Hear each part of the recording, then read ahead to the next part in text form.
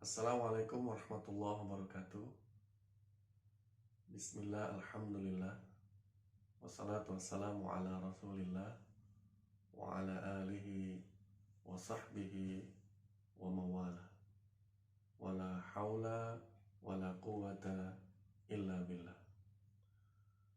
Subhanaka la ilma lana illa ma'alamtana innaka antal alimul hakim. Saudaraku, alhamdulillah kita dapat berjumpa kembali. Semoga Allah merahmati dan memberkahi pertemuan kita kali ini. Saya berdoa semoga saudaraku sekalian dalam keadaan sehat walafiat, baik keluarga, dan dijaga oleh Allah Subhanahu wa Ta'ala. Saudaraku yang dirahmati oleh Allah, Rasulullah Muhammad Sallallahu Alaihi Wasallam pernah bersabda, "Yatsba'ul mayyita thalathatun, fayarji'u ithnani, wa yabqa ma'ahu wahid. Yatsba'uhu ahluhu, wa maluhu, wa amaluhu. Fayarji'u ahluhu wa maluhu, wa yabqa ma'ahu amaluhu." Kurang lebih artinya seperti ini, bahwa seorang mayit itu diikuti oleh 3 hal. Yang 2, kata Rasulullah, akan kembali. Maksudnya adalah akan meninggalkan si mayit.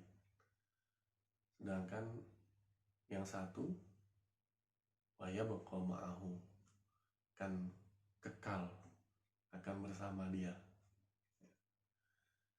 Rasulullah melanjutkan bahwa mayit itu diikuti oleh keluarganya, ahluhu, kemudian maluhu, hartanya, dan yang terakhir amaluhu, amal salehnya. 2 kembali, keluarga dan harta, tidak ikut si mayit. Dan yang tetap bersamanya wa yabqa amaluhu, yaitu amal salehnya. Mari kita bahas hadis ini. Mudah-mudahan kita bisa memahaminya dan bisa mengambil pelajaran dari hadis ini. Sekarang kita perhatikan keluarga, ya. Ketika kita meninggal, sedekat-dekatnya keluarga, secinta-cintanya keluarga kepada kita, mereka hanya mengantarkan pada kubur saja. Mereka mendoakan kita setelah kita dikubur, setelah itu mereka kembali pulang. Tidak ada ceritanya keluarga yang kita cintai itu ikut tinggal masuk di kubur kita, gitu ya. Pasti mereka akan kembali pulang. Artinya mereka akan meninggalkan kita, gitu. Dan kalau kita perhatikan Bapak Ibu sekalian yang dirahmati oleh Allah, ternyata memang keluarga ini tidak selalu ingat dengan kita ketika kita meninggal. Banyak kasus ketika seseorang meninggal dunia, keluarga tercintanya malah sibuk, malah berebut, ya, dengan harta warisan si mayit, gitu. Banyak sekali kasus di luar sana seperti itu. Mereka berkelahi, bahkan saling membunuh untuk merebutkan harta waris yang ditinggalkan oleh si mayit. Juga ada yang aneh lagi, ya. Seharusnya ketika si mayit itu mempunyai hutang, tapi ahli warisnya tidak mau membayarkan hutangnya, padahal ahli warisnya mampu membayar ini contoh betapa keluarga yang kita cintai, yang kita sayangi, ternyata memang tidak bisa terlalu kita andalkan ya, untuk menyelamatkan kita. Di dalam Al-Quran Allah berfirman ya dengan sangat jelas. Qala Allah Ta'ala fi Kitabil Karim, A'udzu billahi minasyaitonir rajim. Ya ayyuhalladzina amanu inna min azwajikum wa auladikum aduwwan lakum ya, fahdharuhum. Wahai orang-orang yang beriman, inna min azwajikum, sesungguhnya di antara ya, istri-istrimu, wa auladikum, dan anak-anakmu, aduwwan lakum, ada yang menjadi musuh bagimu. Masya Allah, Allah menggunakan kata yang sangat tegas, aduwwan lakum, musuh bagimu. Fahdharuhum, maka berhati-hatilah dengan mereka, waspadalah dengan mereka. Bapak Ibu yang saya hormati, kalau kita lihat sebab turun dari ayat ini ya, asbabun nuzul dari ayat ini, secara ringkas kalau kita lihat di Tafsir Al-Munir kalangan Profesor Wahbah Zuhaili, di sana dijelaskan ada seorang yang masuk Islam di Mekah waktu itu, di zaman Rasulullah. Kemudian dia berkeinginan hijrah menuju Madinah. Tapi apa yang terjadi Bapak Ibu? Ternyata istrinya, anaknya melarang dia untuk berhijrah. Inilah salah satu sebab turunnya ayat yang barusan saya baca tadi. Sebagian di antara istri dan anak-anakmu adalah musuh bagimu. Ada sebuah hadis yang menarik Bapak Ibu, akan saya bacakan ya. Saya ambil dari kitab tafsir yang sama tadi. Rasulullah pernah bersabda begini, ya'ti zamanun ala ummati, akan datang suatu zaman pada umatku nanti, yakunu fihi halakur rajul ala yadi zawjihi wa waladihi. Seseorang laki-laki akan hancur hidupnya di tangan istri dan anaknya. Kok bisa? Ya, Rasulullah melanjutkan, yu'ayyiranihi bil faqri. Istri dan anaknya ini mencela dia dengan kefakiran, mencela kemiskinan si laki-laki ini, mencela ketidakmampuan ekonomi laki-laki ini. Apa yang terjadi Bapak Ibu? Fayarkabu marakibas su fayahliku. Laki-laki ini kemudian menempuh jalan yang buruk dan hancurlah dia. Kalau kita lihat sekarang tidak sedikit ya, dan bahkan bukan tidak mungkin terjadi kasus-kasus korupsi misalnya. Itu karena dorongan ya, kemudian motivasi ya, dari keluarga, terutama istri misalnya. Ketika melihat kekayaan tetangganya bertambah, ketika melihat harta tetangganya kok terus bertambah, beli mobil, bangun rumah, beli kendaraan, beli perhiasan dan sebagainya, dia merengek-rengek kepada sang suami untuk dibelikan hal yang sama, padahal sang suami tidak memiliki uang yang cukup untuk itu. Tapi karena rasa sayang sang suami, akhirnya sang suami melakukan atau menempuh fayarkabu marakibas su, kata Rasulullah, menempuh jalan yang buruk. Sehingga yang terjadi adalah laki-laki ini melakukan korupsi, ketahuan, akhirnya hancurlah dia. Dan bukan hanya dia yang hancur, tapi juga keluarganya yang hancur. Itu mayat diikuti oleh 3. Yang pertama, ahluhu. Yang kedua, Bapak Ibu sekalian yang berbahagia, harta. Ya. Harta yang mengikuti mayit. Bapak Ibu perhatikan, hal pertama yang lepas dari diri seorang mayit ketika dia meninggal, hal pertama yang dihilangkan, yang diambil dari diri seorang mayit ketika meninggal adalah hartanya. Ketika pada saat dia meninggal misalnya, dia memakai jam tangan yang mahal, dia memakai perhiasan yang mahal, dia memakai baju yang mahal, dan seterusnya. Itu semua dicopot, Bapak Ibu. Semua diambil, dicopot, karena dia harus dimandikan. Jadi sebenarnya hal yang paling berkhianat pertama kali kepada kita itu adalah harta kita sebenarnya. Dialah yang paling awal meninggalkan kita. Namun anehnya ya, kita begitu bersemangat untuk mencari harta ini siang dan malam, ya, hingga melupakan kewajiban-kewajiban kepada Allah Subhanahu wa Ta'ala.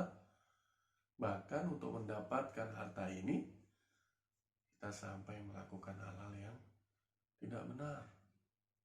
Misalnya, kalau berdagang, kita menggunakan sihir untuk melariskan dagangan kita. Di kantor, agar jabatan kita naik, karena dengan jabatan itu harta kita bertambah. Kita sikut teman kita fitnah, kita jelek-jelekan, agar dia tidak menempati jabatan tersebut dan kita bisa menempatinya. Atau misalnya kita melakukan laporan keuangan yang tidak benar, melakukan markup di sana sini dan seterusnya untuk kepentingan pribadi. Itulah anehnya manusia. Padahal jelas yang pertama kali meninggalkan diri mayit adalah harta. Bapak Ibu yang dirahmati oleh Allah, ada sebuah hadis ya, yang bisa kita jadikan renungan tentang harta ini. Jadi hadis itu berkisah tentang seorang anak Adam yang berteriak, yang berkata ya, hartaku, hartaku, ya, mali, mali. Kemudian kata Rasulullah, wahai anak Adam, tidaklah harta yang kamu miliki kecuali 3 hal ya, yang engkau makan, yang engkau pakai, dan yang engkau sedekahkan. Kalau yang engkau makan itu, yang kita makan, maka engkau telah menghabiskannya. Sementara harta yang engkau pakai, maka engkau telah memusangkannya. Dan harta yang engkau sedekahkan, itulah yang engkau abadikan. Masya Allah, Masya Allah. Inilah gambaran dari Rasulullah tentang bagaimana harta kita, Bani Adam, kita makan, kita pakai, dan kita sedekahkan. Kita sedekahkan artinya kita gunakan di jalan yang ma'ruf. Itulah yang akan menjadi penolong kita nanti. Harta yang akan menjadi penolong kita. Lalu apakah kita tidak boleh kaya? Lalu apakah kita tidak boleh berharta? Harus. Kita harus kaya. Kita harus berharta. Karena dengan harta kita bisa membangun masjid. Karena dengan harta kita bisa membantu fakir miskin. Karena dengan harta kita bisa menyantuni anak yatim. Karena dengan harta kita bisa memberikan bantuan kepada orang yang membutuhkan. Nah, yang jadi persoalan adalah bagaimana kita mencarinya dan bagaimana kita mentasarrufkannya, menafkahkannya, membelanjakannya. Dan jika kita sudah memiliki harta yang lebih, maka sikap yang benar adalah harta itu dalam genggaman tangan kita, bukan dalam dekapan hati kita. Kalau harta dalam genggaman tangan kita, maka kita akan lebih mudah membagikannya kepada yang lain yang membutuhkan. Hati kita tidak terikat padanya. Tapi kalau harta dalam dekapan hati, kita akan berat untuk mengeluarkannya. Kan saya yang berusaha, kok situ yang mendapatkannya, enak betul. Nah, seperti itu. Dia lupa bahwa harta yang dia dapat dari Allah, dan di situ ada sebagian rezeki orang-orang lain, fakir miskin dan anak yatim misalnya. Itu yang kedua, Bapak Ibu, yang dirahmati oleh Allah. Nah, yang ketiga, yang akan kekal bersama kita adalah amal soleh kita. Man amila salihan falinafsihi wa man asa'a fa'alaiha. Barang siapa yang amila salihan, beramal soleh, beramal baik, maka untuk dirinya sendiri. Wa man asa'a fa'alaiha. Dan barang siapa yang berbuat buruk, juga kembali kepada dirinya sendiri. Apa perbuatan baik itu? Apa perbuatan saleh itu? Perbuatan saleh, perbuatan baik adalah perbuatan yang sesuai dengan tuntunan Al-Quran dan Al-Hadis. Perbuatan baik, perbuatan yang saleh adalah perbuatan yang sesuai dengan ajaran Rasul Sallallahu Alaihi Wasallam. Apa yang dikatakan baik oleh Rasul, itulah yang baik. Apa yang dikatakan buruk, itulah yang buruk. Bapak Ibu, banyak sekali peluang kita untuk beramal saleh. Bukan hanya melakukan ibadah-ibadah yang sifatnya ritual atau ibadah mahdoh. Ada lagi ibadah yang sifatnya sosial atau ibadah-ibadah yang bersifat umum, kata para ulama. Ya, kita bekerja mencari nafkah yang halal untuk anak istri kita, itu ibadah. Kita membantu orang lain dari kesulitan, itu ibadah.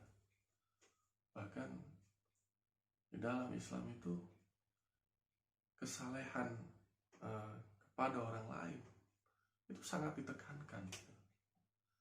Kesalehan sosial, bisa kita bilang begitu ya, itu sangat dianjurkan.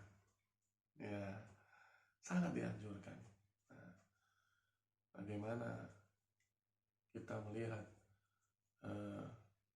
dalam surat Al-Ma'un, ya, bahwa orang yang termasuk mendustai agama adalah orang-orang yang tidak mau membantu fakir miskin, tidak mau membantu anak yatim. Seperti itu. Jadi sebenarnya banyak sekali peluang kita untuk beramal soleh. Tinggal kita mau atau tidak. Tapi dengan hadis ini, mau tidak mau kita harus mau. Karena hadis tadi mengatakan wa yabqa ma'ahu wahid. Akan tetap bersama dia satu. Apa saja itu? Amalnya, gitu. Karena keluarga ternyata akan meninggalkan kita, harta juga akan meninggalkan kita. Dan yang bersama kita adalah amal soleh kita. Bapak Ibu yang dirahmati oleh Allah. Sekarang adalah yang terpenting adalah bagaimana kita menjadikan keluarga dan harta kita menjadi pemberat amal soleh kita, bukan sebaliknya. Benar memang mereka akan meninggalkan kita ketika kita masuk liang lahat. Betul memang harta keluarga akan tidak bersama kita ketika kita dikubur. Tapi kita harus ingat, kita harus menjadikan keluarga dan harta yang akan meninggalkan kita ini menjadi pemberat bagi amal soleh kita. Ya.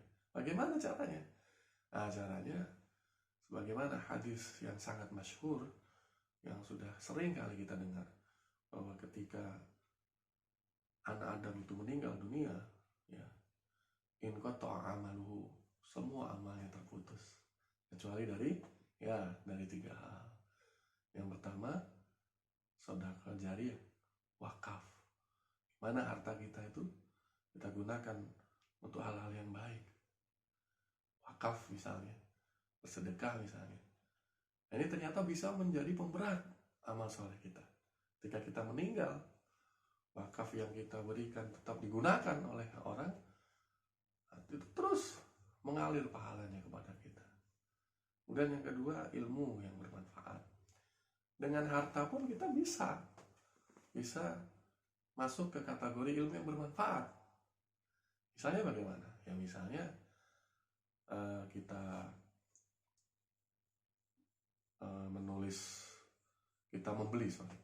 membeli buku-buku atau Al-Quran atau apa yang baik-baik, kita sumbangkan kepada orang yang membutuhkan, ya. Misalnya seorang menghafal Quran, pondok pesantren menghafal Quran, kita wakafkan dengan harta kita Al-Quran untuk menghafalkan Al-Quran. Ini bisa menjadi ilmu yang bermanfaat. Ilmu yang bermanfaat itu tidak harus kita langsung yang mengajarkan, tapi melalui buku-buku juga bisa, gitu. Ya, itu. Atau kita misalnya membangun majelis-majelis, membantu ya pondok-pondok pesantren misalnya, itu bisa juga menjadi ilmu yang bermanfaat begitu. Dan yang terakhir ini, yang keluarga ini, waladin saleh yad'una, waladin saleh yad'una, anak yang soleh yang mendoakannya. Jadi ternyata keluarga pun, meskipun dia tidak ikut masuk ke dalam liang lahat ketika kita dikuburkan, pahalanya bisa membantu kita di alam kubur dan di akhirat nanti, yaitu dengan mendidiknya, dengan pertolongan Allah, mendidiknya menjadi anak yang soleh dan solihah yang nanti akan mendoakan kita. Yad'una. Perhatikan Bapak Ibu, waladin soleh, anak yang soleh.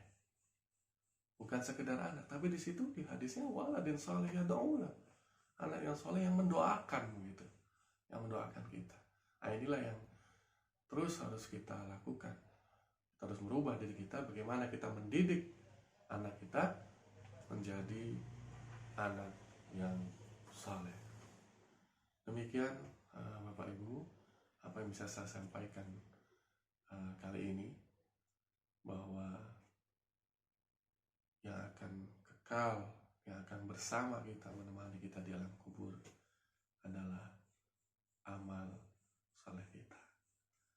Marilah mulai saat ini saya berpesan pada diri saya dan saudara-saudaraku sekalian, kita berusaha semaksimal mungkin bagaimana memanfaatkan harta yang kita miliki, bagaimana mendidik keluarga yang kita punyai untuk memperberat amal saleh kita. Demikian, semoga bermanfaat dan barokah. Kurang lebihnya saya mohon maaf. Wabillahi taufiq wal hidayah. Wallahul muwaffiq ila aqwamit thoriq. Assalamualaikum warahmatullahi wabarakatuh.